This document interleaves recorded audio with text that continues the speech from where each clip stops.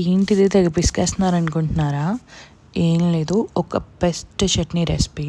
మనకిటు మామిడికాయల season వచ్చేసింది కదా, so మామిడికాయ తురుము అండ్ క్యారెట్ తురుము ఈక్వల్ అమౌంట్స్లో తీసుకోవాలి. రెండు మిక్స్ అయ్యేలాగా బాగా చేతితో కలిపేసి, మనం పోషక స్పూన్తో కలిపితే అయితే అవ్వదు, చేతితోనే కలపాలి దాన్ని. సో ఒక్కసారి తురుము రెడీ అయిపోయిన తర్వాత పోపు వేసేసుకోవాలి. పోపులో నార్మల్ ఎండుమిర్చి అండ్ శనగపప్పు, కొంచెం ఆవాలు, ఈ కరివేపాకు అన్నీ వేసేసుకోవాలి. మనం పోపుకి ఏమేమి వేసుకుంటామో అవి. ఎల్లిపాయలు మాత్రం కొంచెం ఎక్కువ వేసుకోవాలి, టేస్ట్ బాగుంటుంది అప్పుడు. అండ్ ఇంగువ ఈజ్ మస్ట్. అన్నీ వేసుకున్నాక బాగా మిక్స్ చేసి ఒక 5 minutes అట్లా మగ్గనివ్వాలి.